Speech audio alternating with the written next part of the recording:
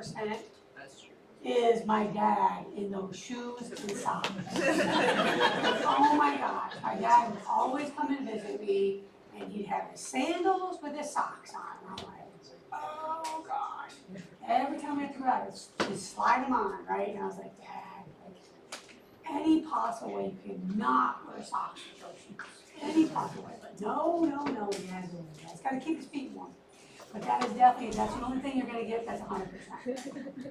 And everybody else in Paris like that? No, just mine. We're from Michigan.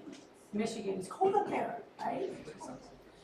Let's do a little bit of check on learning. So an 8-year-old comes in, brought by her parents, concerned that she is developing her breasts too soon. Like, this is unusual for people at 8 years old, isn't it? Yes. Physical exam indicates Tanner stage 2, breast development and pubic hair.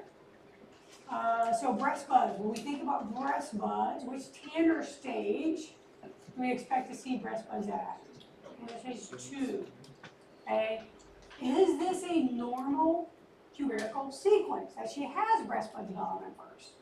Okay, and also has some pubic hair. Is that the normal sequence?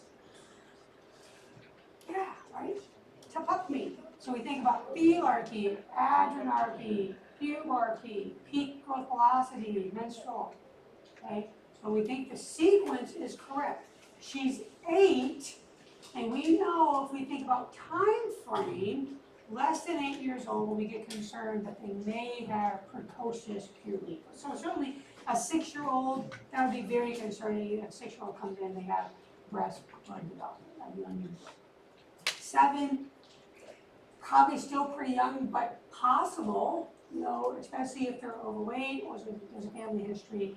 We usually think about 8 and beyond could be fairly normal, right? And when can this patient expect maybe to have her first menstrual cycle? When she's menopause. So about 2.5 years later. So if it was 10, that would be 12 and a half. So 2.5 years later is what I want you to focus on. Okay, what hormone elevation is responsible for the LH surge?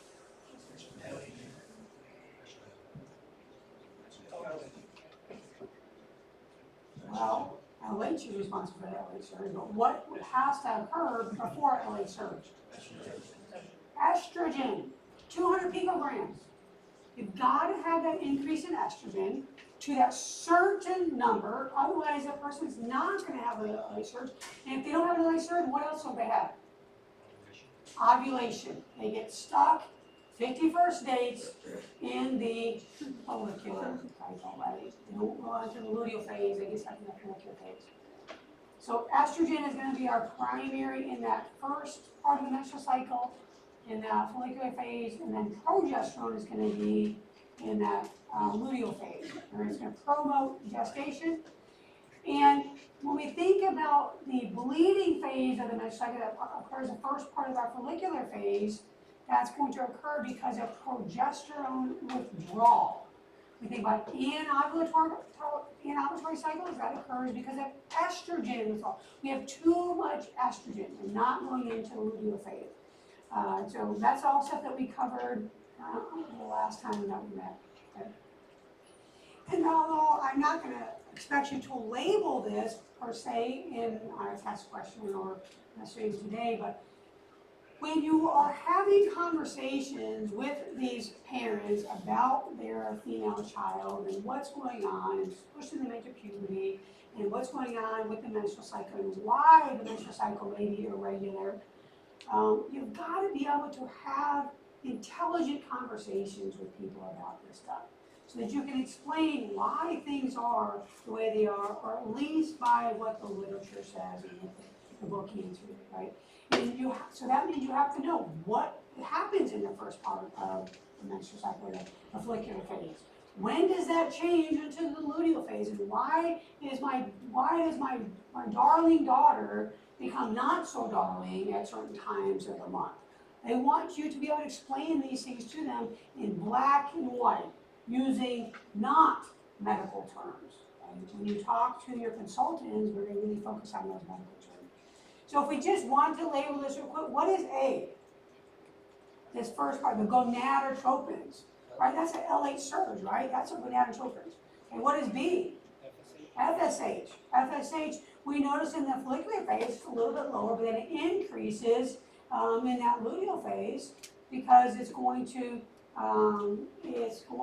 help with follicle development, follicular development in the ovary. Okay. So with that decreasing FSH at the beginning, then an increased liver. What about C? What phase is that? Follicular phase. D then is luteal phase, or the secretory phase. We have increase in our secretions of lipoproteins to make a nice lining of the endometrium to house that baby if in fact there's implantation.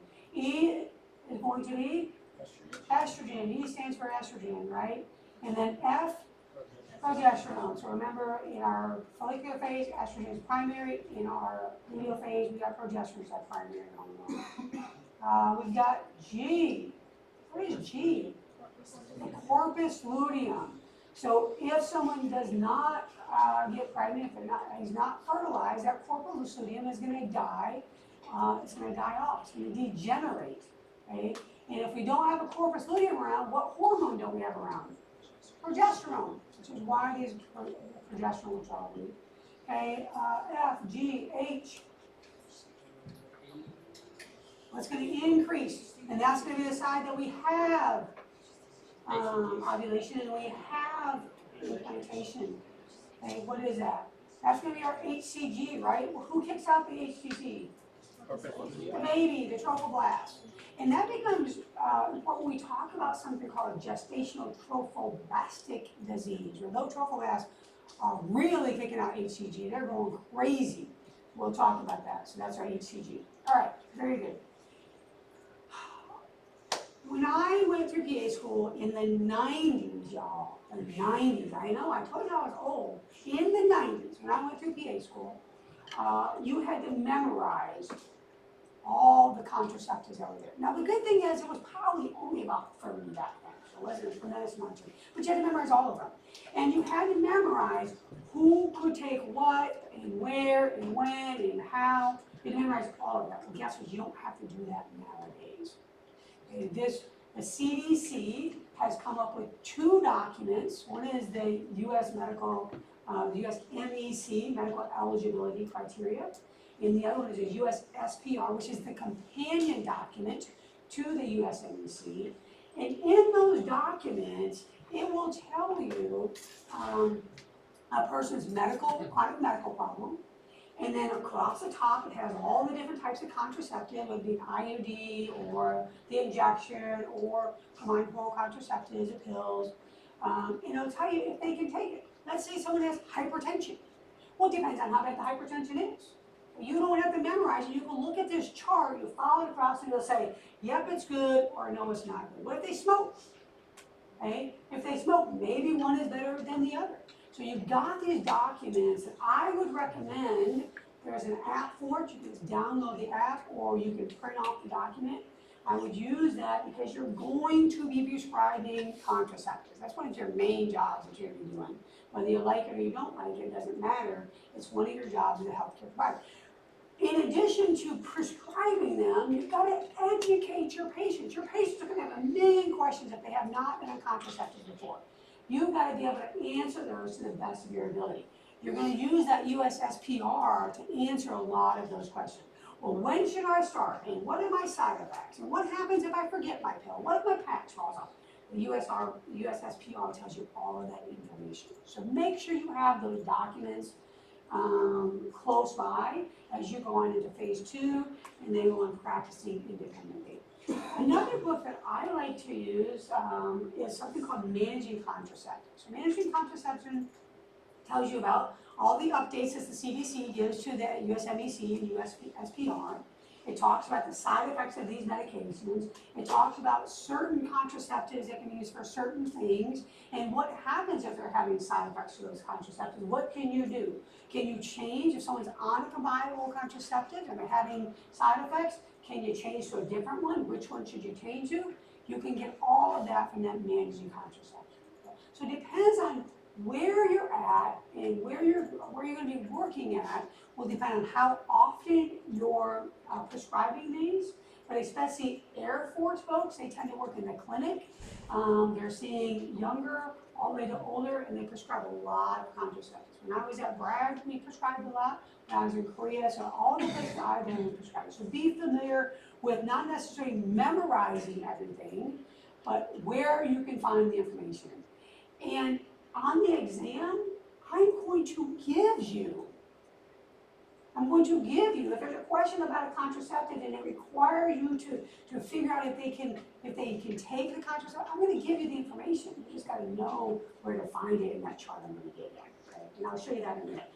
And the reason why we provide contraception is because even though the number of unintended pregnancies has decreased over the last 30 years, we still have about 34% of pregnancies that are unintended. 43% of the time it's because birth control or the contraceptive is not being used accurately or it's being used inconsistently. And it can even be the case in educated folks. So one of the guys that I work with, I've known for many, many, many years, him and his wife had 8 kids. 8 kids. They don't want any more. But she becomes pregnant. And he says, I don't understand. Like, you've been taking the pill. You've been taking it. She was taking it completely wrong. She's very educated. She was like, I had never been on the pill. I had no idea. But she went to the primary said, here you go. Didn't tell her nothing about the pill. So she was on a continuous pill, so she wasn't supposed to have a placebo period. Okay, but she thought she had a placebo period where she wasn't supposed to take it, so didn't take it. She got pregnant in that week, right? So we've got to be able to explain to our patients, no, this pill does not go intravaginally, it goes in the mouth, right? And you think some of these things are going to be obvious, but I'm telling you, they're not. You would be shocked at the things, and you're going to be shocked at the things that people come back at you with, like, okay, let's stop. So to prevent those situations, start from the beginning as if they don't know anything. So say, I don't want to insult your intelligence, but I just want to make sure that we're on the same sheet of music when it comes to taking these medications and how often you take them and how you take them. Okay, about 1/3 of the problems come from people that take birth control pills because there's so many out there and there's different ways of taking them, or they're all taken orally, but when they take them, when they don't take them, it differs. If someone gets pregnant, okay, in general, whether it's intended or unintended, pregnancy is not a constant state of bliss as much some people may think, right? There are complications that can occur in pregnancy, surrounding pregnancy and surrounding the delivery. People can have things like excessive bleeding, postpartum hemorrhages, where they require a transfusion. They can have what we call eclampsia, where they have seizures because their blood pressure is so high. People that have underlying cardiac disease, if they get pregnant unintentionally, that can certainly cause a whole host of additional cardiac problems that they weren't expecting. Right? We've got postpartum infections that can occur. That can ultimately result in these patients going septic and potentially dying. So we've got a lot of problems that are associated with even normal or even people that want to get pregnant, there's complications. And certainly people that don't want to get pregnant, we have complications that are associated with that. So countries that utilize contraception, they of course are going to have the lowest birth rates, which ultimately are going to have the lowest perimortem or lowest postpartum mortality rate. Right? We think that although we know that most medications that we prescribe to patients have some sort of side effects, have some potential for side effects. I don't think that you'll find any medication that doesn't have a side effect. And some people are super sensitive to every medication. Some people can't take anti-inflammatories because they are super sensitive to medication. But that being said, we still believe that contraceptive medications are safer than pregnancy in general. And safer than pregnancy, whether it's intended or unintended. So then women that are in less developed countries that have less access to contraceptives, 300 times more likely of dying from pregnancy. 800,000 maternal deaths outside the United States in these under or poorly developed countries. Okay? 15 million infants born to these patients, right? And then we've got, 3.7 million deaths that are associated with unintended pregnancy or the lack of access to care, to contraception, or even pregnancy concern, right? In the U.S., about $5 to $10 billion dollars a year is the issue that we talk about, unintended pregnancy costs, okay? And per patient, per teenage, and most of the time this is teenage mothers, we talk about $1,500, right? $1,500 per patient. So that's a lot of patients where we have unintended pregnancy. Why? Underutilization. Okay, underutilization. Probably a good portion of it is our fault as providers. We're not educating our patients on the proper use or the importance of using these medications or using some sort of contraception. Okay, maybe it's not medications, maybe it's just contraceptive methods to reduce the likelihood of pregnancy. So I tell you guys that anytime a female comes in, I would ask them, let's say they come in, I'm just coming in because I got a cold, I'm coming in because I got knee pain. Hey, while you're here, let's look to see when you need your next women's health exam, let's look to see what your medications are. What is your plan? Do you have any intention in the next year of becoming pregnant? Okay? If not, I see you're not on any sort of contraception. Do you want to talk about that? Is that something that you're interested in? And it may seem kind of, now when you guys are sitting in this seats like, oh my gosh, do we just do that? You absolutely do that, because if you don't do that, who's going to do it? Their mom's not going to do it, grandma's not going to do it, because grandma's got 15 kids, So you got to do it. You are no longer a medic, you're no longer a nurse, a dentist, you're going to be primary care providers. You got to do it. You got to do this for this patient. Right? Sometimes it's, again, lack of access to care. Over the last several years, they have developed more,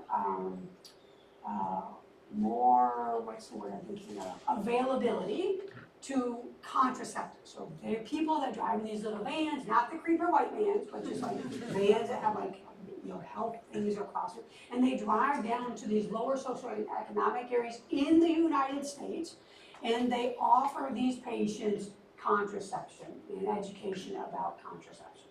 And that wasn't the case 15 or 20 years ago. So, but overall, when we think about underdeveloped countries, they just don't have access. Okay? And then there's ethical constraints as well, right? It's not allowed in my religion for me to take any sort of birth control pills or use a birth control method. Now, there are things like male condoms and female condoms, but there's also things like the withdrawal method or the calendar method that you need to become associated with so that you can talk to your patients about non-medical options for contraception. Again, poor compliance, and sometimes, and a lot of times, it's due to adverse side effects. It is not unusual to have side effects with all medications, contraceptives included, but usually those side effects reduce after the first couple of months of using the medication. And then inconvenience. Gosh, I gotta take this thing every single day, or I gotta go back and get my shot every 3 months. I've got to go and get this IUD checked, it's just so inconvenient. Well, when people start talking like that, let's start talking about the inconvenience of having a child, okay, that maybe you don't want. Okay? Not the fact that if you want children, that's great, but if they don't, I do not want a child right now. Well, let's talk about that. Let's go on to that, I'm not going to talk about my 12 and 15-year-old inconvenience sometimes, right? Children are, but we're talking about people that don't want to get pregnant. Let's talk about, hey, here's the risk if you get pregnant when you don't want to. Right? And then again, some people just choose not to use any sort of contraception. That's completely up to them. We can't force it. We can only provide the education. When we're providing education for these patients, it is recommended to start talking about the most effective choices first, because that's oftentimes what people remember, and the least effective choices last. Okay, so most effective choice, we talked about the intrauterine device, we talked about the subdermal implant, or female or male sterilization. That's going to be the most effective. And we call that a tier 1. So the contraceptives are placed in tiered systems. We'll go through each of one of those. Okay, for our tier 4, our least effective, talk about the male condom, the female condom. We got the withdrawal method, the calendar method, where they document your days for menstrual cycle and then most likely time for ovulation. And then there's some ovulation kits out there as well. That's also considered part of that. So again, tier 1, less than 1% failure rate. That's an intrauterine device. The subdermal implants, we call them the long-acting reversible contraceptives, meaning when they last for a long time, but you can remove them and the patient can then start ovulating again and become pregnant. Okay? We have permanent sterilization, and we use that word permanent kind of loosely because we all probably know people that had a vasectomy or had their tube ties and still got pregnant. Very rare, doesn't happen very often, but still considered a permanent solution for contraception. Our tier 2, about a 6 to 12% failure rate. Here we've got our progesterone injection. We've got the OCPs, so oral contraceptive pills. We've got the patch. We have the intravaginal ring that we'll talk about. And then our tier 3s, got condoms, the diaphragms, and our fertility awareness methods. The most common method for females to use contraceptives is female sterilization. So they'll get their tubes tied. After that, we've got our birth control pills. Birth control pills are most common, then after that is our female sterilization. So we still use birth control pills in the majority of our patients. That's what the majority of our patients ask for. The IUD has certainly been around for quite some time, and a lot more patients are going towards the IUD because of convenience. But there are some side effects that are associated that are concerning for some of these patients on why they don't choose the IUD. We've got to think about, when we talk to our patients about contraceptives and the availability of contraceptives, we've got to understand what is their goal. Is their goal a short-term contraceptive? Is their goal a long-term contraceptive? That helps us talk to them about the methods that are best for that particular patient. Okay? We've got to know what is their medical history. Do they have any chronic medical problems that is going to preclude us from prescribing certain ones of these contraceptives? For patients under the age of 18, you've got to know state laws. So in Texas, under the age of 18, you cannot prescribe birth control pills, patches, the injection, IUD, cannot prescribe without parental consent, unless there's what they call something Title 10.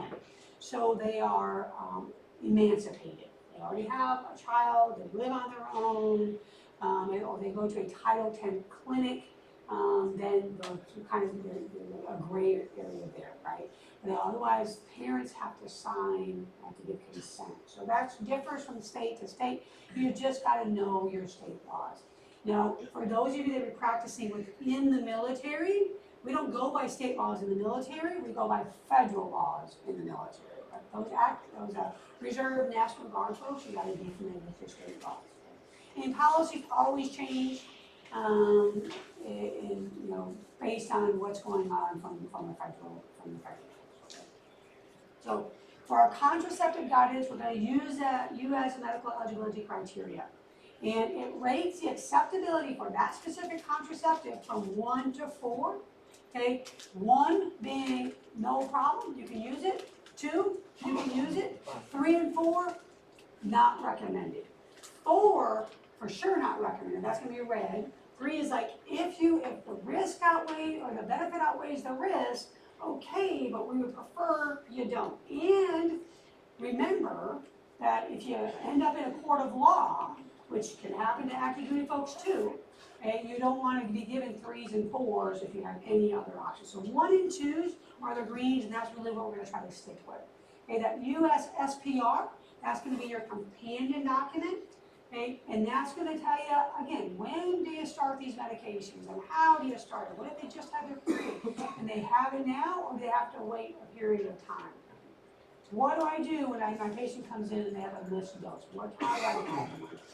This is the USMEC, okay? We've got a couple pages of the USMEC, but again, you look down the left column and it tells you, all right, if someone comes in and they're breastfeeding, what can I do? What can I give them if they're breastfeeding? Go across. Okay, up here at the top, you have the sub-conditions, so if they're breastfeeding, well, when? Are they less than 21 days postpartum or more than? And then you've got your different types of contraceptives. CU IUD, that is your copper IUD. You've got your, next to that you have your LNG IUD, that's levonorgestrel IUD or progesterone-only IUD. You've got your implant, okay, that's the subdermal implant. DMPA is going to be the injection. Okay, you've got your POP, which is your progesterone only. And then your CHC, which is combined hormonal contraception. So those are all your choices across the top, all your complications or your medical conditions across the left side, and then you just look across. So again, on the test, I'm going to give you this. Because in real life, I want you to use this. I don't expect you to memorize all of these things. There's a lot of things you got to memorize. This is not one because the CDC has helped us out by giving this information. So I'm a firm believer if it's something that you can use in real life, it's something I'll give you on the exam as well. I want you to use that in real life. So again, and then at the bottom of these tables, it just tells you what your key is. 1 and 2 are okay. 3 and 4, we want to look at probably trying to avoid in these patients. Okay? And then it just has your abbreviations down. Okay. So how do we determine, we want to put someone on a contraceptive, and they say, oh, there's no way I'm pregnant. But we like to believe patients, but we don't always believe our patients, right? So how do we determine that they're not pregnant? How do we determine? Well, the CDC says, look, you can use these criteria to say reasonable, it is reasonably unlikely, a reasonable doubt to say this person is pregnant. It's unlikely. You can also do what? Pregnancy tests. Do we have to do blood or can we do urine? We can just do urine. What does the blood give us? HCG level. Okay, so if someone is already pregnant, then when we use that quant to tell us not necessarily how pregnant they are, but we really use it more importantly, especially if someone's having some vaginal bleeding during pregnancy, we follow that quant. So we just do a urine pregnancy test.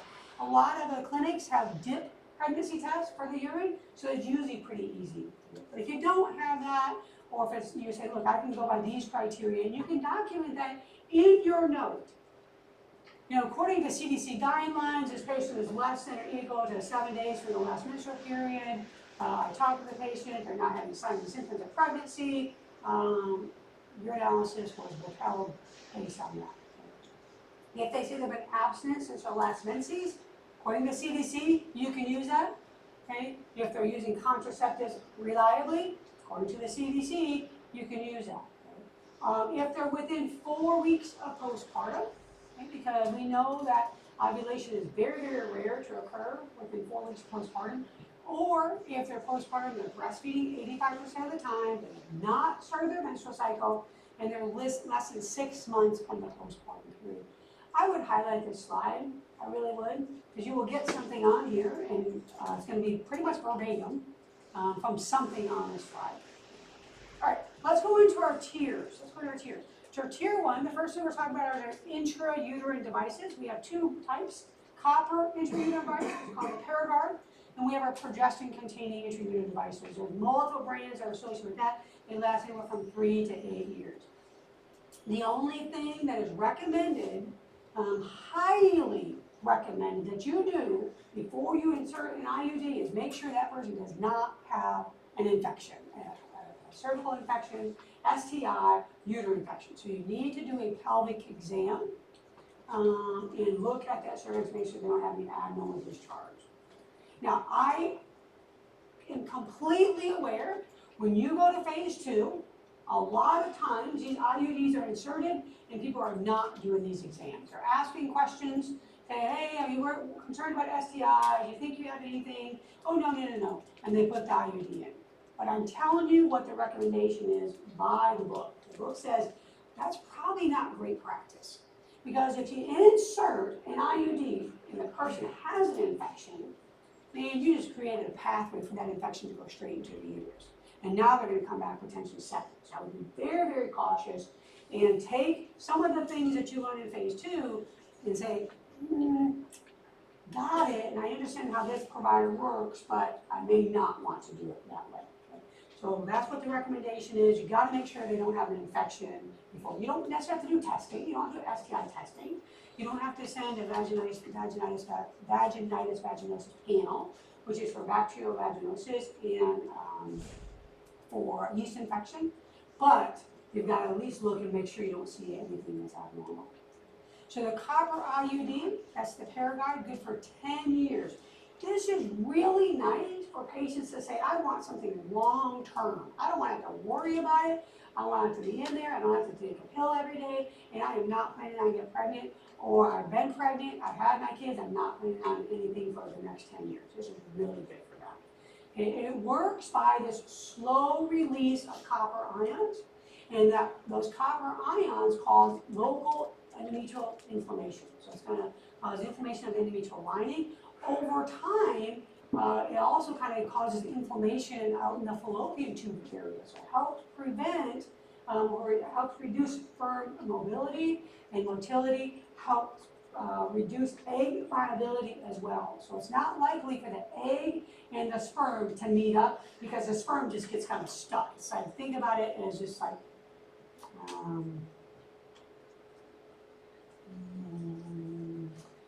I don't want you to think about more fluid, not about endometrial lining thickening, because that's not what happens. But because of the inflammation, you have some fluid in there, and it helps prevent that sperm. Once it gets through the endocervical canal, it just kind of gets stuck in this inflammatory area. It prevents fertilization, does not affect ovulation, right? So the patient still having GnRH that's released, LHFS is released, going down to the ovaries. We still got eggs that are released, okay? But we're making it so that the egg and the sperm can't meet up, so it prevents fertilization, not ovulation. It is important for you to know that. Okay? There's no hormones. There's no hormones. It's copper. So patients that are super sensitive to hormones or can't take hormones because of an underlying chronic medical condition, this is a good option for them. Okay? So, people that have breast cancer, if they have a history of VTE, so DVT or pulmonary embolism, anti-phospholipid syndrome, all of those people would be good candidates for something like the copper IUD. It is also considered the most effective form of emergency contraception. So once you put it in, it works pretty quickly. Okay? Not days and weeks later, hours later, it's going to work. When patients talk about starting this, we can do what's called an anytime start. So I just finished my menstrual cycle. Can I put it in? Yes. I'm in the middle of my menstrual cycle. Well, yeah, you can put it in. Most times won't. I'm 3 weeks out from my menstrual cycle. Can I put it in? Yes. As long as they're not pregnant, you can put it in. We have an anytime start. A couple of things that we can see with this, it does tend to cause increase in menstrual bleeding the first couple of months, about 1 to 3 months. After that, that menstrual bleeding usually returns to normal, and then ultimately sometimes it gets to the point where they're not really having much of a menstrual cycle at all because it thins the lining of the uterus. Once it is removed, almost immediate return to fertility. So usually within a week or two, these patients have the potential of getting pregnant. We have the levonorgestrel IUD. Okay, again, depending on the manufacturer, it can be under 3 to 8 years for contraception. And it is made of progesterones. Made of progestin, which is essentially the man-made progesterone. Right? So dual rod insertion goes through the external os, in through the endocervical canal, into the internal os, and kind of rests at that distal portion of the uterus. It works by thickening cervical mucus, so all of the progestins work pretty much the same, and they have the same mechanism of action. Thickens the endometrium, it hinders sperm motility, and then it's going to hinder implantation. So it's not going to make, if you make it so the endometrial lining is not a nice place, but the egg doesn't want to hang out there. And so it does that by changing the lining of the endometrium. It can inhibit ovulation, but that's not the main mechanism of action for this particular contraceptive. The main mechanism is that thickening of the cervical mucus, and then ultimately it's going to hinder implantation because it's going to thin the lining of the uterus. Some side effects, especially the first few days after insertion, abdominal cramping was the main. So I would talk to these patients about the fact that they will probably, the majority of patients have abdominal cramping. You might want to give them anti-inflammatories. I recommend they take anti-inflammatories for the first several days after the insertion. They can get, with all progesterones, and headache, they can get breast tenderness, they get nausea. Sometimes it increase their acne for the first few months. Okay? Again, most of the time, these are very transient symptoms. Okay? 4 to 6 weeks, usually at most. Irregular bleeding, spotting, intermenstrual bleeding. Okay? Those are all pretty common with insertion of the IUD. Usually by 6 months, okay, 4 to 6 month time frame, those symptoms are going to improve to the point where oftentimes within a year or 2 years, again, these patients aren't having a cycle at all because it thins the endometrial lining so much that there's really nothing more to slough off. The greatest problem that we have with this, and which is why we want to make sure that we're not inserting this in a patient that has an infection, is pelvic inflammatory disease.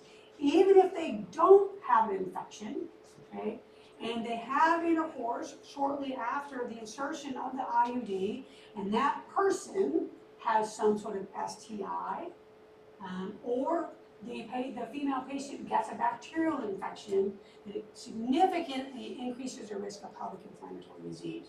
Because now we've created a space for that infection to kind of hold on to on the IUD. Okay. Usually that's going to be seen that first month, not really significant increase after that first month. So that first month where things can kind of go haywire a little bit, we just talk to our patients about that. Talk to our patients about those possible side effects. Another side effect, malpositioning. Okay? Again, oftentimes if this is going to happen, malpositioning, I mean, it's moving. Sometimes it'll migrate up into the uterus. Okay, sometimes it'll move down and be stuck in the endocervical canal. So between the internal os and the external os is just hanging out there, which is extremely uncomfortable for patients because they can feel something is there. Like, I just feel like something is not right. Something's not positioned correctly.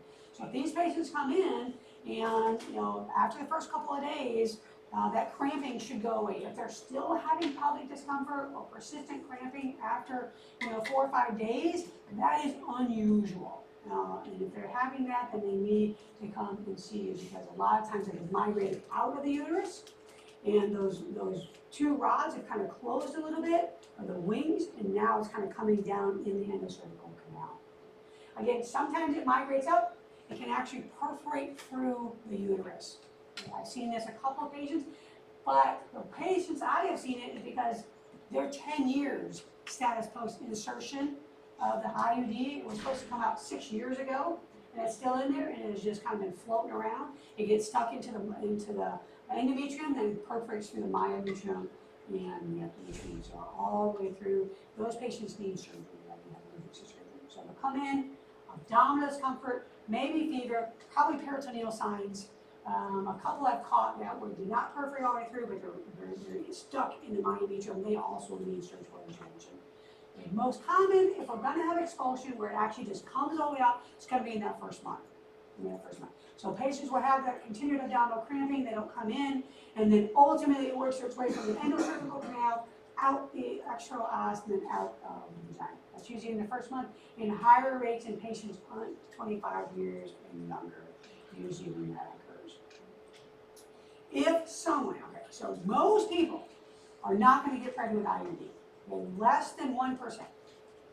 if someone does get pregnant, okay, it is more likely for that pregnancy to be an ectopic pregnancy. Okay, so it's not likely to get pregnant, but if they do, remember, the way this works is it makes the endometrium not habitable. So if, they're gonna ovulate, if we're trying to, the sperm and the egg don't meet up because it'll decrease the viability of that sperm. If they meet up, they're not gonna implant into the endometrial lining, right? Because the endometrial lining is not habitable. So most of the time, if it's going to happen and they get pregnant, we're gonna be looking for an ectopic pregnancy to occur. Does that make sense to you guys? So it's not like they're gonna get pregnant, but if they do, probably not gonna be a viable pregnancy in the uterus. It's gonna be somewhere outside because we're making the uterus not inhabitable.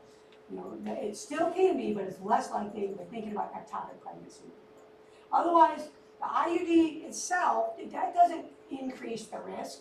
Just because I have an IUD doesn't mean I'm gonna have an ectopic, but if you get pregnant, then it increases the chance. So how do we put this in, or when do we place it? If it's greater than or equal to that 7 days after menses, remember CDC says if it's less than, we're okay, then we can put it in, but we need a backup contraceptive because it doesn't work immediately. We need backup contraceptive, so we need probably, the most common would be like a male condom. You can get a male condom, you can female, you do what you want, but you need some sort of backup contraceptive for 7 days after the insertion of the IUD. Okay? We also need follow-up. So if you are in a place where you are inserting these IUDs, and many of you, if you want to anyway, will insert these in phase 2, and you can get certified in phase 2 for inserting IUDs. What Marine base is in Cherry Point? The people that go there almost always get certified for IUD. They place them. I remember talking to several of the phase 2 students and like, oh my gosh, I did so many. I could do it with my eyes closed. So if you're inserting them, you need to follow up with these patients in about 6 weeks. Make sure it's still in place, and what you're looking for is you're looking for the strings. Okay? So the IUD goes in, and then there's these strings that will be hanging out of the external os, not hanging out of the vagina, unless it's malpositioned and it's coming down, and then you'll see it hanging out of the vagina. But otherwise, they're just going to be hanging out on the outside of the external os. And you're going to look for those. Like, okay, there they are. Placement is still good. Once we get beyond that 6 weeks, it's very unlikely that it's going to migrate anywhere, unless it migrates up. But much less likely for it to go down. And if you think about it, kind of makes sense, because when we're inserting these IUDs, we're opening up the endocervical canal, right? So the endocervical canal is a little bit wider than it normally would, but over time it's going to go back and it's going to be right against that IUD. It's going to be right against the little rod of the IUD. So we don't have that area after that 6 weeks for that is open for it to allow it to slide out, right? So after 6 weeks, we don't need to do routine follow-up. 6 weeks. If you do your exam, like, oh, crap, I don't see the strings.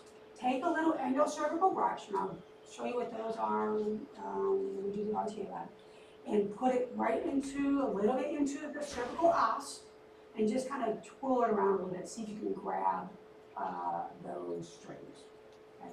And so gently pull them out and untangle it put your brush back the other way to untangle the strings, and you're good to go. After that, we recommend that our patients, every month, they check for their strings. And we tell them, if you can't find your strings, you come in to see me so I can make sure that it's in place, make sure it's not migrated up, okay? If we cannot, we do the endocervical brush, we can't find it, we gotta get an ultrasound. Now the other thing is we don't know, it is possible that the patient expelled the IUD and, didn't know. Like, I don't know how it's possible, but it's possible. They went to the bathroom, and it was out and they didn't look and they flushed it down. Those things happen.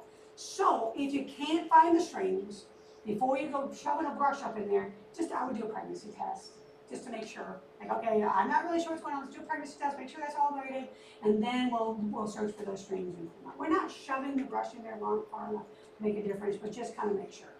If we don't see the strings, can't find the strings, ultrasound. Patient comes in, they can't find the strings, you can't find them, ultrasound. Anytime you can't find the string, ultrasound. You don't need a CT scan, you don't need an MRI, you need an ultrasound. They're going to be able to tell you. We do have some non-contraceptive benefits to the IUD or to the levonorgestrel IUD. Oftentimes, it improves dysmenorrhea. Very, very, very common to use in people that come in with abnormal uterine bleeding. One of the first things they'll do is get an IUD in place for abnormal uterine bleeding. Yes, we do understand those first couple of months it actually may increase the bleeding. So you gotta tell your patients that, but this is a great treatment for abnormal uterine bleeding. They still may have an increase in those first couple months, even if we're using it for this, but over that 3 to 4 to 5 to 6 months, those symptoms are going to improve significantly to the point where they're probably not going to have a cycle at all over time. Once we remove it, about 4 weeks or so for these patients to return to ovulation. Remember that this doesn't consistently prevent ovulation. That's not how it works, right? So these guys are going to return to ovulation. If it did affect ovulation, it's not affecting much, so it doesn't take long for them to return to full ovulation. So they can get pregnant within 1 or 2. General contraindications for levonorgestrel IUD, pregnancy, of course. That's going to be for all the things that we talked about. If they have a septate uterus, so the uterus has something in the middle of it, and it didn't reabsorb, that septum did not reabsorb, well, you can't stick the IUD in there. Like, you're going to be like, what's going on here? Why isn't it going? Because there's a piece of tissue there that's preventing that from happening. Of course, if they have pelvic inflammatory disease, or if for a recent uterine infection. Let's say they were pregnant, after pregnancy they had chorioamnionitis, which is an infection of the uterus, then you won't want to use this for at least 3 months after that infection has cleared. If they have high risk sexual habits, okay? If they have multiple partners over their lifetime so far, or if they admit to having multiple sexual partners now, this probably isn't the best contraceptive for them, because it does increase the risk in that first month of PID. We want to help prevent that from happening. So we'll be talking about something else. Okay. So specifically for the levonorgestrel IUD, we want to think about breast cancer. If people have progesterone sensitive cancer, probably not something that we want to use. If they have active liver disease, or especially or severe liver disease, because progesterones are metabolized by the liver. Metabolized by the liver. So we don't want to use these in patients that have pretty significant liver disease. But we'll look at the MSNBC and that'll kind of help us out. For the copper IUD, makes sense, right? Wilson's disease. You guys know about Wilson's disease, Fleischer. Okay, we don't want any more circulating copper, for sure. Right? So you don't want to use that. But again, we'll use that in MSNBC and that'll help us out. Okay, let's take a break. Is a subdermal implant that is also a progesterone only. Okay, we have a couple of different forms of progesterone that can come in, progesterone, levonorgestrel, 3 to 5 years depending on the manufacturer, and it's going to work the same way as a progesterone. It's going to hinder sperm motility by thickening the cervical mucus. It's going to thin the endometrial lining eventually, which is going to hinder implantation. But this one is more consistent with inhibiting ovulation. Even though it's only progesterone only, it still does work on LH and FSH and can hinder ovulation. So when you're doing your studying, make sure you highlight which ones do affect ovulation and which ones do not affect ovulation. That'll be important for you to understand the difference. There was some literature out there that thought maybe this couldn't be used in patients with higher BMIs, but that doesn't seem to be the case. It doesn't seem to be the case. They doesn't seem to have a decrease in efficacy of the contraceptive benefit. And this is just inserted right underneath the skin, so even if someone has a higher BMI, has bigger arms, it doesn't go deep into the dermis. It's just right underneath, so that the dermis, very superficial in the dermis. So there's no complications associated with that. If we insert it within 5 days of the last menstrual period, no backup contraception. And if it's more than 5 days, then we need backup contraceptive for 7 days. So 5 days, backup contraceptive for 7 days. Side effects, you can have, not very likely at all, but certainly they're taking they're numbing the area up and have a little cut and they're inserting this in there with this little, I don't know, it looks like a staple remover almost. And then this goes along here, they put it in there, so pain at the inside, could have a little bit of bleeding. People can get a hematoma there because you are going through vessels. And again, very, very unlikely, but infection, anytime you break through the skin, then there's always a risk for infection. I did see a patient in the ER last week that came in, she was getting it removed, but it had migrated much deeper, or she was concerned that actually when they inserted it, it was too deep, and they removed it, and she came back because of an infection after removal and had a pretty decent sized abscess that had to be removed by general surgery because it was a deep abscess. So that can happen as well. Subdermal implants, it is not likely that you will be putting those in.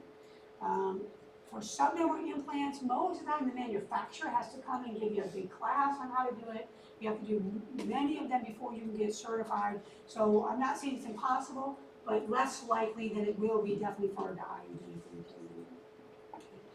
When these patients have the subdermal implant removed, they typically return to ovulation with about 6 weeks, but it could take actually up to a year for ovulation to return to normal. So these patients could have mixed ovulatory and ovulatory cycles throughout that time frame.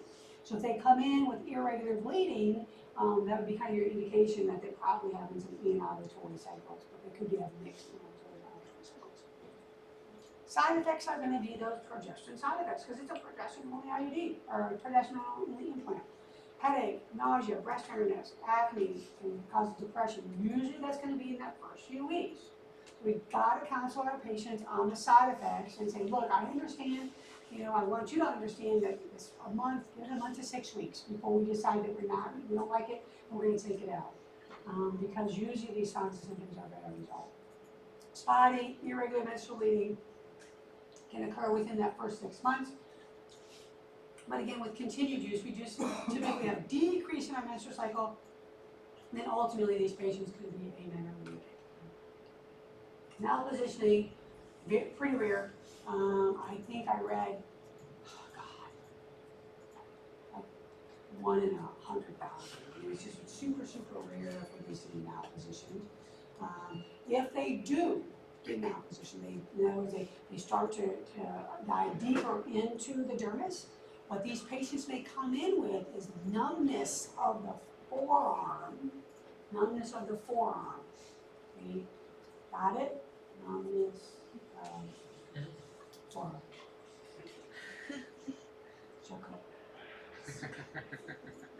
Numbness of the forearm. Usually, because they don't know, I mean, they got this little thing here. Yeah, I kind of felt like I couldn't really feel it wasn't quite as prominent as it was. But I don't really think anything of it. Maybe I've gained a little bit of weight or something. You don't think anything of it. But if they but I'm just having this numbness and tingling in my forearms, so I'm not really sure. Contraindications, pregnancy. Okay. If they have unexplained vaginal bleeding, really with these protections, you can't just start putting these patients on contraceptives if they have unexplained vaginal bleeding. If we know they have abdominal bleeding, we got to try to figure out what the heck's going on for breast cancer. Stroke, liver disease, because again, this is metabolized by the liver, progestins are, and then ischemic heart disease, we just got to be really careful with progestins and really contraceptives in general. So we're going to use that USMEC, which is going to help us determine if this is a good contraceptive for the patient that we're talking to. We've got male sterilization, that's a tier 1, that's a vasectomy, and some of these patients will have reversing of their male sterilization or vasectomy. But this is overall 99% effective. Okay? Safer and even more effective than female sterilization or tubal ligation. Disadvantages of male sterilization is it's not effective immediately. There's still sperm hanging out in there, right? And that's different. There's still sperm hanging out. So what they'll do is they'll do the surgery, and then 3 months from now they'll have them come and do a sperm test. So we'll have them do ejaculation in the cup, and then they'll check for the sperm that's in there. And depends on how much is in there, they'll have to do a repeat test. So you gotta get confirmatory testing that all the swimmers are gone before you can say we're good to go. Okay. Female sterilization, 98% effective. Can be done if a female's having a C-section, but if they're having vaginal delivery, it requires them to go for another surgery. It requires them to go back to the operating room for an additional surgery. So it's much more invasive. For male sterilization, it occurs typically in the clinic, and they'll usually give the males a little Valium beforehand, and then they'll do a cut and a snip and a cut and a snip and a burn, usually burn, cut, cut. So they do lots of different kind of secondary and tertiary backup to try to prevent things from going back together. For females, it does take general anesthesia back into the operating room, so it's a lot more invasive, a lot more potential for complication as well because it is general anesthesia that they have to do. And then the failure rate, right? I know those tubes are resilient, they will go back together, and these patients still have a 37 higher likelihood of getting pregnant after tubal ligation compared to dissection. Tier 2s, we'll talk about our tier 2s. First one we'll talk about is depo-hydroxyprogesterone acetate, also known as Depo-Provera, okay, or DMPA. This is an injection, 150 milligrams, and it occurs, they give it every 3 months. Okay, so how do we inject it? What do we think? Is it subdermal or intramuscular? Intramuscular.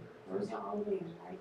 Because oftentimes they can put it in the deltoid, most of the time they'll put it in the glute. We just want kind of a decent sized muscle. So if someone has really small arms, they'll recommend putting it in the glute. Usually the recommendation is to give the injection within 5 days of the last menstrual. How it works? Like the other progesterones. Right? So kind of a theme. Thickens our cervical mucus, which hinders your sperm motility. Thins the endometrium, so it helps hinder implantation, and then it does, or at least it's thought to suppress GnRH production, which prevents that mid-cycle late surge, so it does also work by suppressing ovulation. So 3 mechanisms for this. If it is started greater than 7 days after the last menstrual cycle, then we recommend abstaining. So it should be 7 days equal to or greater than 7 days, greater than 7 days. And equal to or less than 7 days, we're okay, because that's our CDC guidelines that we can make reasonably certain that these patients are not doing. So greater than 7 days, we want backup contraceptive for 7 days. Side effects, we can have that irregular menstrual bleeding. Right? That's typically going to occur that first few months. I've prescribed a lot of Depo to a lot of patients in my primary care time. It is not unusual for these guys to have intermenstrual bleeding or to have daily bleeding, so it's just one of those things that we see associated with progesterone. But oftentimes, if they can stick it out for 3 to 6 months, the amount of bleeding that they have significantly decreases, and a lot of these patients will become invalid. You should have headache, nausea, breast tenderness, depression in that first few weeks. So if someone that has a history of severe depression, we want to think about the amount of the type of contraceptive we give them based on their depression. Hypertension. If they have severe hypertension, be very careful. This is probably not a medication you want to prescribe for these patients because it does significantly increase the risk of stroke. Okay. If we have these other patients are healthy, they don't have hypertension or significant hypertension. In general, we don't think about Depo shot associated with stroke, only if they have a history of hypertension. Okay. Once it's discontinued, it is not uncommon for these patients to not ovulate for a year or 2. So if someone comes to you and they want to go on contraceptives, and like, I want about that Depo shot, say, okay, that's fine, but what is your plan for pregnancy? Do you think after you come off of whatever contraceptive you have, you want to get pregnant in 3 or 6 months? Because if so, this is probably not the medication choice for them. Because there's a much longer return to complete ovulation, normal ovulation than we do see with other contraceptives. If someone says, yep, I definitely want it, and they're postpartum, it's okay, right? It's okay. It does not, in their breastfeeding, it does not hinder milk production. So if they're not in the postpartum period for some of these patients, that's okay. They can continue breastfeeding, there's no problem with milk production. Some non-contraceptive benefits. Ultimately, it decreases that heavy menstrual bleeding that these patients may have. Decreases dysmenorrhea. Endometriosis pain that's associated can decrease as well. We have a decreased risk of endometrial hyperplasia, endometrial cancer as well, because it maintains the lining of the uterus is thin, and so you don't have that problem. Contraindications, we got breast cancer, we got liver disease, heart disease, severe hypertension, but again, we're going to use that USMEC to help us remember this contraindication and when we would not give it to these patients. Combined hormonal contraceptives are also tier 2. And remember, tier 2, we're talking about 6 to 12% failure rate, so not less than 1 like we see with tier 1s. Combined hormonal contraceptives is just that. We have estrogen and progesterone. It comes in multiple forms. We got the combined oral contraceptive, which is a pill. We've got a transdermal patch. We've got the transvaginal ring that we'll talk about. The way it works is by suppressing GnRH. It's going to block your LH-FSH, which is not going to allow ovulation to occur. Okay? It's still, because of that progesterone, it's still going to thicken the cervical mucus to inhibit or perisperm motility. It's going to thin the endometrial lining as well, and that's going to inhibit implantation. Most of the time, with these combined hormonal contraceptives, the way that they are prescribed is in a manner that they'll take or use this method for 3 weeks, and then they will not use a method which will allow for them to have a withdrawal bleed over that week that they're not using that method. Really depends on what form of combined hormonal contraceptive they're using. Okay? The withdrawal bleed is specifically because we are taking away that estrogen and progesterone. Okay? All of a sudden, the body's like, wait, where's my hormone? Doesn't have it. And then it's going to have a withdrawal bleed because of that. Really, if we look at the literature says there's no medical reason for women to have withdrawal bleeds. Okay? It's just how our initial oral contraceptives were designed, okay, to allow for this withdrawal bleed. But some people mentally need to have a withdrawal bleed. Well, I gotta have that because then I know I'm not pregnant. Okay? So again, you got to talk to your patients and figure out what is really what their goal is. Do you want to have a withdrawal bleed? Do you not want to have a withdrawal bleed? And then it kind of pushes you towards combined oral contraceptives versus the other combined oral hormonal contraceptives. Any of these things that we've talked about so far, we know there's no STI protection. Okay? The only thing that gives the STI protection is the condom. The diaphragm doesn't. So the condom will do that. But we do have increased risk of venous thromboembolism because we have estrogen. And even some progesterones will increase your risk as well. Primarily, we think about increased VTE associated with the estrogen content. And some of those 3rd or 4th generation progesterones that are out now, those studies, initially they thought, no, it doesn't increase your risk, but the studies have shown, yes, a little bit. Combined oral contraceptives, that's the most popular form of contraceptive that we do have in the United States. Pretty darn effective, 3 to 10% failure rate, not as effective as our tier 1s, but still pretty good. But we do have the increased risk of VTE. Again, some literature will say if you have a patient over BMI of over 30, you may need to have a higher dose of your estrogen content. Our literature says no, you don't need to. So there's nothing real clear, but I think you don't really need to do any adjustment of your combined oral contraceptive based on the patient's weight and what everything that I've looked into. Okay, what we do need to do is we've got to make sure that these patients are not hypertensive. Okay, we're going to look at their history, we're going to do blood pressure, we're going to document that blood pressure. Not only do they not have a family or a history of hypertension, they're not hypertense today in the clinic, so that, would not preclude me from using these combined oral contraceptives. Usually once we stop the combined oral contraceptive, fertility or ovulation typically occurs within a couple of weeks. You would say 1 to 2, 2 to 4 weeks. Within that, usually within that month, we return to regular ovulation. Okay. Certainly, in certain patients, it can take up to a year. Okay. It can take up to a year, but that's an unusual circumstance. It's just something that we talk to our patients about. If they have a history of irregular menstrual cycles, that already kind of clues us into they probably have evidence of having some anovulatory cycles, and we put them on a medication that prevents ovulation. Those are the patients more likely to have a long return to ovulation. How do we start it? You can have first day starts. They begin on the first day of their menstrual cycle. If we do that, we do not have to have any backup contraception. Okay, we can do a Sunday start. If we do a Sunday start, what that does is help avoid that menstrual bleeding on the weekends. And that can be important to some people. So we begin on the first Sunday after the menstrual cycle starts. Okay, and then backup requirements for 1 week. So let's say menstrual cycle started on Tuesday, they're still having some spotting on Sunday, it's okay. On Sunday, you'll start that.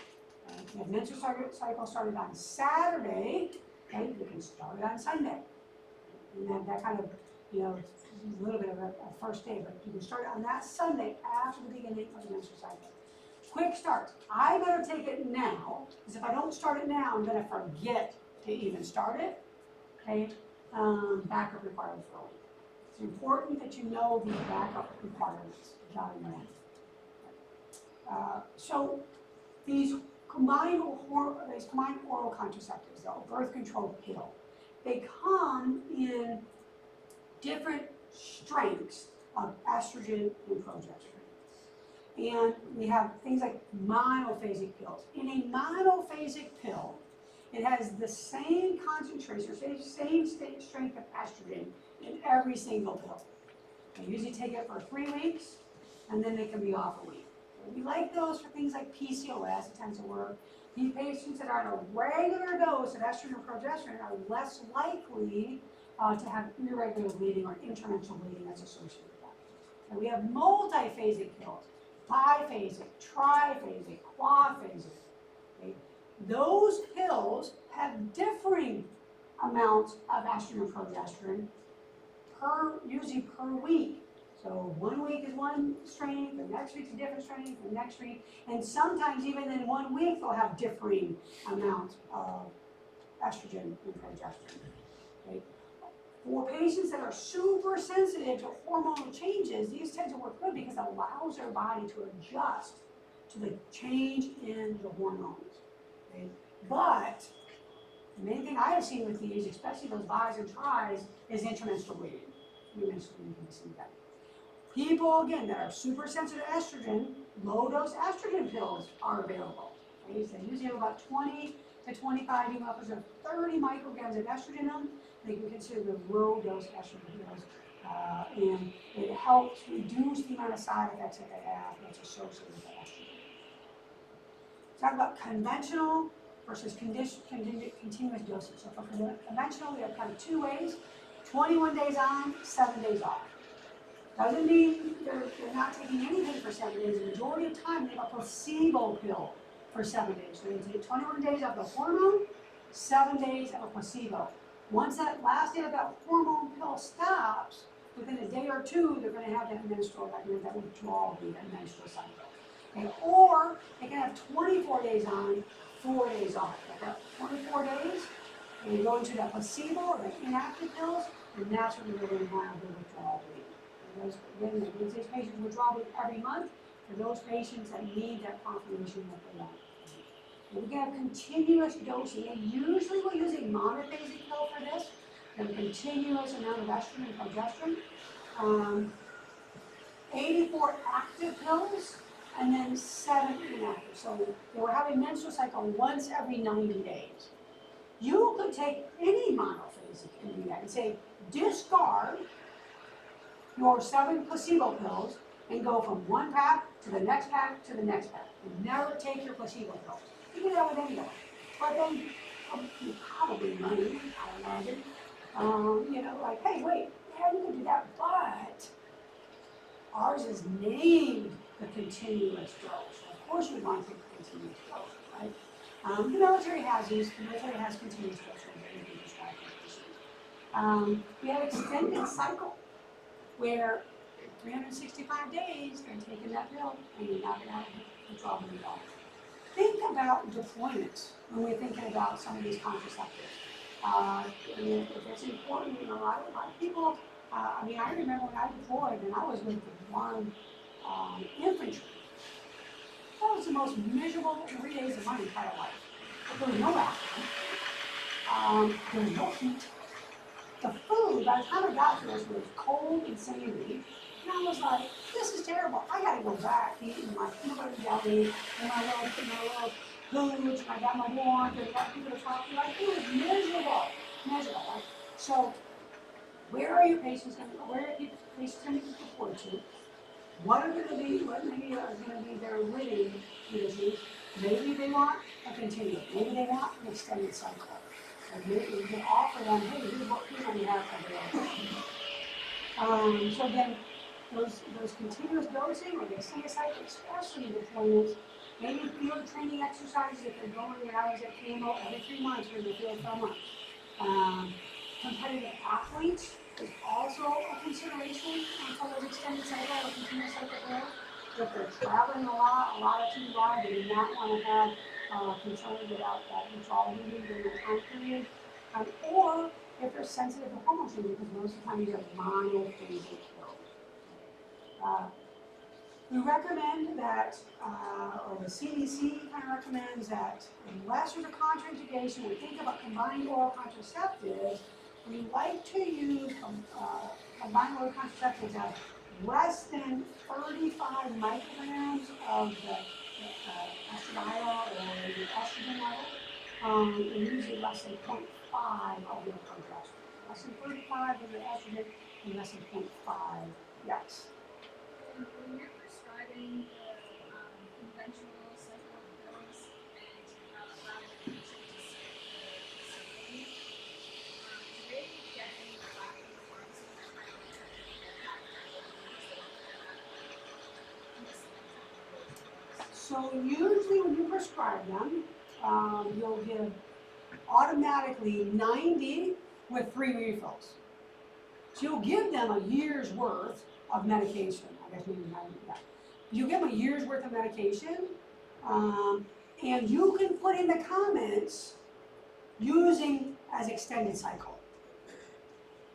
And to answer your question, probably, because I gotta bitch about something, right?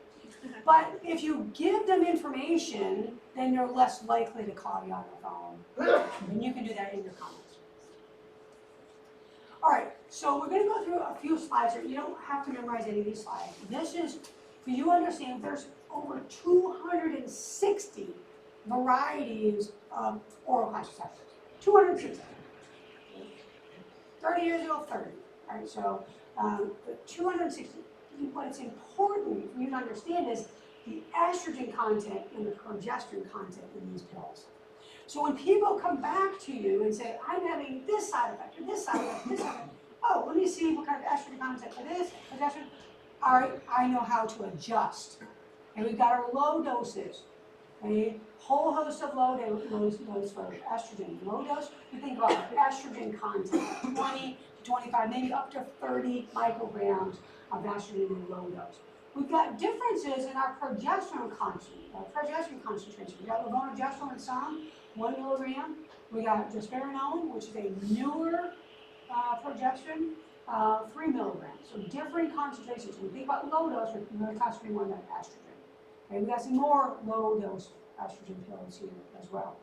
We got high dose. High dose is 50. Remember, as I said, ideally, we're going to be at 35 or less for our estrogen and 0.5 or less for our progesterone. So definitely think about the lower aspect for our estrogen. So high dose is going to be that 50 micrograms for estrogen. We've got those biphasics, we've got the triphasics, and now we're having different concentration of our estrogen, usually just the estrogen throughout the pill cycle. Okay? 20, then to 25, then to 30, then to 35. So different concentration depending on the manufacturer of the pill. And then we can even look down here, we have orthotricycline low, has a lower dose estrogen that stays the same, and what changes on that pill is the progesterone concentration is what's changing. Okay? So again, don't memorize any of these things. What you will need to understand is something we're talking about in just a minute. We've got our quad phases, we've got these extended cycles. So if you're talking to your patient, they're like, man, I don't want to have a period at all. We extend. These are the things, these are the main options that are available. And again, the military system in the formulary, you're going to have to figure out which one of these you have and just kind of write them down or make a mental note of these are the ones that I know that are available to me today, because you're not going to have 260 choices, which is, thank God for that, right? We got the only continuous cycle pill that is currently available is the amethyst, and that's going to be at 365 days. 20 micrograms, that lower dose of estrogen with the over just 90 micrograms. Okay. Now, progesterone. This should look familiar to you guys from pharmacy. And my oldest daughter is a pharmacist. And when I was talking about not talking about this, she's like, absolutely you have to talk about this. I'm like, well, my students will appreciate it. You said that. I knew you wouldn't, but I was like, okay, I gotta keep it in there. She said, as a pharmacist, she said, they have to understand when they're prescribing these birth control pills, first generation, second generation, third generation, fourth generation progesterones, and the difference in those progesterones. Because when we look back at the first generation progesterones actually had estrogen, estrogen component, and it fed on the estrogen. So these patients had increased risk of VTE, and we didn't know that. We assumed they didn't have because it was a progesterone. But they actually did early on. When we go down to those fourth generations, again, the thought is, well, it doesn't really have any estrogen, but unfortunately, we have more and more patients, even in the fourth generations, that are having VTEs. So the thought is that, oh man, if they're progesterone only, they're not going to have it. That's not true. We actually do have an increased risk that we've identified throughout our projection. Okay? The other thing is the androgen, or the testosterone component of these progesterones, have changed through the years of developing the progesterone. Where the newer ones, they may have less potent progesterone, okay, but they have also a lot less androgenic effect. So it has more of an anti-androgenic effect. What does that mean? Patients aren't going to be growing out hair out of their chin if you're putting them on the fours, because they're a lot less likely, a lot less circulating androgen and testosterone. And that's why it's important for you to understand when we look back at all of these numbers and all of these medications, okay, wait, my first generations are these, my seconds are these, my thirds are these, my fourths are these. You gotta know that. So when you're prescribing these medications and they come in with side effects, you can adjust your medications. Okay? So first generation, we've got that lower progesterone activity slightly, a little bit of estrogen activity as well. High risk because of the estrogen for spotting and intermenstrual bleeding. And again, a little bit less androgenic effect than we see in our second generations, but we still have some androgenic effect. Okay? Increased hair growth, okay? Increased acne in these patients as well. So if this person comes in and like, I heard that you could put me on birth control to help with my acne, this would not be one. You wouldn't want to choose a first generation. You wouldn't want to choose a second generation probably either, because second generations have even more androgenic effect on them. Okay? They're more potent half-life, but they have more androgenic effects. So it would not be a good birth control pill for those patients. Third generation, about the same progesterone activity as our second generations, but little less androgenic effect. Okay? So if they don't have acne that's terrible, you can give it to them, but understand it still has some of that acne effect. We like these really for the third generations. For PCOS, it tends to work pretty well for it. Slightly increased risk of VT. Then we go to our fourth generations. Fourth generations are actually have like a not only anti-androgenic effect, but also can reduce the amount of weight gain or water retention because it has a compound kind of based off of spironolactone in our fourth generation progesterones. So less bloating, less water retention in these patients. We like this also for patients with PMDD.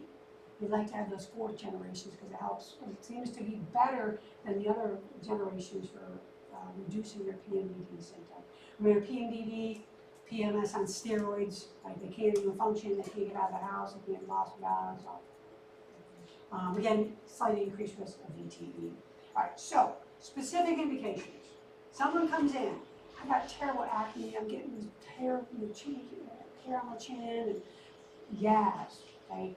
So spironolactone is really good. That's a fourth generation, and it has a spironolactone, it has decreased anti-androgenic effects. Okay, Bayaz, orthotricycline low, all of those tend to work well for those patients. Okay, PMDD, Bayaz and Yaz, because of that drospirenone, we're going to see in that fourth generation. Okay, if they're coming in with their heavy menstrual bleeding, okay, they can use something like Ritasia. Okay, that has Dymogest, and that is what helps reduce the amount of bleeding that they're having. Ultimately, we still believe that the levonorgestrel IUD is probably work much better than any of the combined oral contraceptives for heavy menstrual bleeding or abnormal uterine bleeding. But if they insist on a pill, then that would be the pill that we need. PCOS, we have Yaz, again, decreased androgen effect, and then Yaz, we would look for that as well. Endometriosis, seasonic. Seasonic is a continuous cycle, okay? Not extended cycle, a continuous cycle. So it gives us more of that continuous dosing of that estrogen progesterone, and so these patients won't have quite as much androgenic effects as well. Okay? And then if they're in for menstrual migraines, okay, now there are migraines that cannot take the combined oral contraceptive at all. If you have migraines with an oral, it is not recommended. Okay, but for patients that have menstrual migraines, we could give them a combined oral contraceptive, and Apri or Apri tends to be kind of best for that. So important for you guys to kind of review those slides. What happens if someone comes in and says, I missed a dose? I missed a dose. You see what I have highlighted here in red. I would look over that. Okay? Yes, you know, you can ultimately get some of that information from your SPR. But I gotta ask you questions somehow. So I just highlighted a couple. So less than 48 hours, what do we do? Take the pill. Take the pill as soon as possible and continue to take the other one. And you don't need any additional contraceptive, this is less than 48 hours. If you've missed more than 2 doses, right, and it's more than 48 hours, take the most recent dose, so don't take 5 doses at once, take the most recent dose, open the pill, and then you've got to use a backup contraceptive for 7 days. Okay, so you've missed 3 days in a row, take the last pill, and then backup contraceptive for 7 days. That's what I would do with that. There's a lot of medications. This is not even close to all the medications that are influenced by combined oral contraceptives. Okay? So we think about things like acetaminophen, which is Tylenol.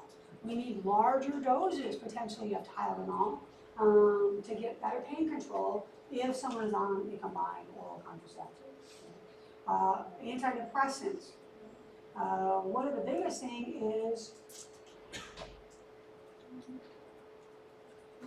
anyway, antibiotics. Antibiotics. It decreases the effectiveness of antibiotics.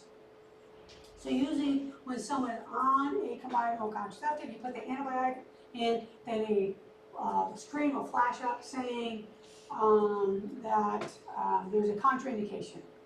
And the contraindication is not that they can't take it, but make sure you discuss with your patient that antibiotics and some of these medications decrease the effectiveness of your birth control.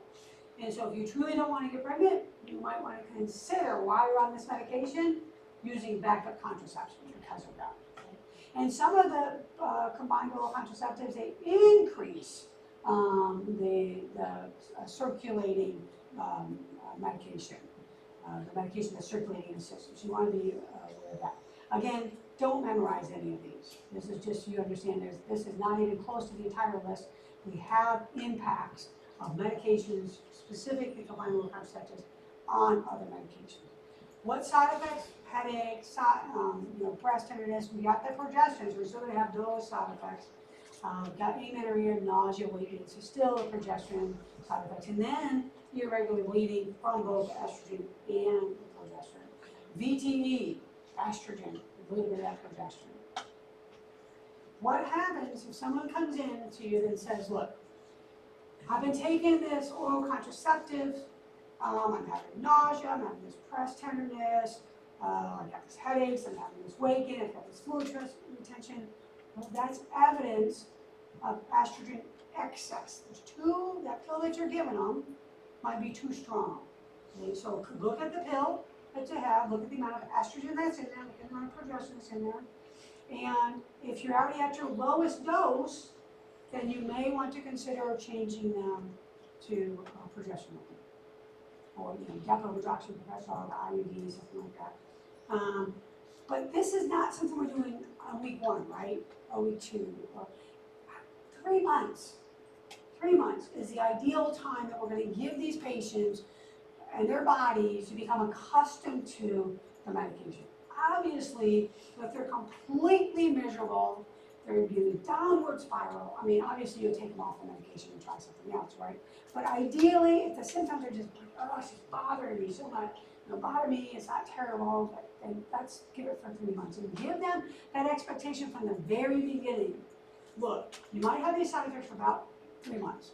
Let's try to work through those side effects. We can give you, for dysmenorrhea, we give NSAIDs for dysmenorrhea. Okay, we can, prescribe it for headaches and acetaminophen. So let's try to get you through these before we move to something else. If they're having that dysmenorrhea, that menorrhagia, if they have uterine fibroids, probably it's causing the dysmenorrhea, and their uterine fibroids are growing, and too much estrogen. The uterus is very estrogen sensitive. So we're going to decrease the amount of estrogen, increase that progesterone content, maybe we're at 0.5, then we increase it to 1 something. Consider, again, progesterone only IUD. If you're already at the lowest level of both, consider that, or consider even extended cycle or continuous cycle OCPs. That may help. That's a monophasic, and that may help with that. If they have late cycle bleeding, okay, when I say late cycle bleeding, I'm talking about luteal phase bleeding. So we know bleeding phase is about 1 through 5 or so. Late cycle is at day 17, day 18. I'm beyond my follicular phase. I'm in that luteal phase, and I'm having bleeding then. So when people come in and they say I have intermittent bleeding, you've got to figure out when it's occurring.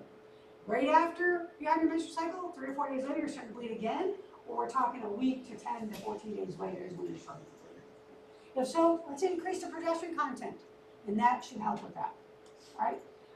We got some other things, something that indicates an estrogen deficiency. Oh, vasomotor symptom, menopause, which is an estrogen deficient state. Vasomotor symptom, I'm having hot flashes, I'm having anxiety, decreased libido. But again, an increase in our estrogen. We started at 20, let's go up to 25, let's go to 30 maybe. I'm having early cycle bleeding. I stopped my menstrual cycle at day 5, and then 3 days later, I had bleeding again. That's early cycle bleeding. I'm bleeding in that follicular phase again. Okay, increase our estrogen content. If I'm not having any withdrawal bleed at all, okay, make sure they're not pregnant. And if they want a withdrawal bleed, then you can increase your estrogen content. Progesterone excess. Okay, if they have weight gain, bloating, constipation, increased appetite, we can decrease the amount of progesterone. Oily skin, acne is increasing and not decreasing. We have development of hair. If women have hair that's starting to grow out of places that they didn't have before, they come to see you. And they're blaming you and that darn pill. See, it's the pill. You're like, Kind of is. It kind of is. I mean, can we fix this problem, right? Or, increasing depression, you're super fatigued, very irritable. We're going to decrease that progesterone content, right? So those three, you got to know these things. Because I'm going to give you a patient scenario. This is what they're because in real life, you got to know when these patients come to see you and they're complaining about this, what am I going to do? We've got the transdermal patch. That is another tier 2. A couple of different versions of that. And they have different variations of estrogen content, 35 for one, 30 for the other. And then different progestin. Okay, one is levonorgestrel. Okay, otherwise we have nogestrone is the other one. And these are, regardless of which one we prescribe, they're really weekly transdermal patches. So we have a patch a week for 3 weeks, and then we have a patch-free week for that following week, that 4th week, so that allows for them for children. So a new patch a week for 3 weeks, 1 week no patch for 12 weeks. How do we put this on? We can really put it on just about anywhere except for the breast. Because breasts are very estrogen sensitive. Breast cancer likes estrogen, so we don't want to add any more estrogen to the breast or anywhere else. And it's it comes in a little package. You open up the package, you put it on there, you peel off the top of it, and it's pretty darn easy. Ideally, clean, dry skin, not diaphoretic, doesn't tend to stick very well with diaphoresis, or if they just put a bunch of lotion on. So you want to make sure you talk to your patients about that. If there's any area of the skin that's open or irritated or broken, it's probably best not to put the patch on that area. Reduces the amount of absorption, and there's also increased risk that we have increased irritation in that area. How do we start this? We have the first day starts. Okay, starting the first day of the menstrual period, no backup. Got Sunday starts, so we got quick starts. The same as we talked about for a combined oral contraceptives. Okay.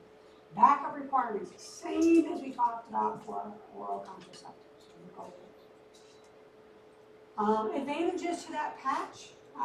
It's kind of first pass, right? So the therapeutic effect, because it doesn't have to go through the stomach to be absorbed, it really gets absorbed through the skin, so it works pretty darn quickly. Okay? Increased compliance as well, because I just got to put a patch on. It doesn't really affect anything else I do. The hormone concentrations in the plasma stay pretty regular, so there's not a lot of fluctuation in the hormones, so the patients won't have as much of a side effect as they may have with other.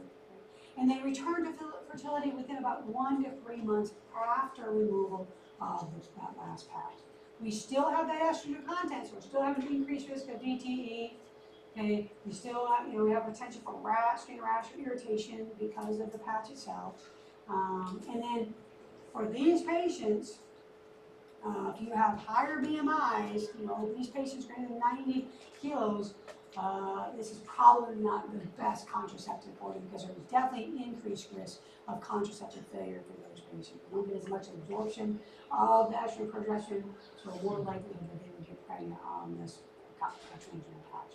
Okay?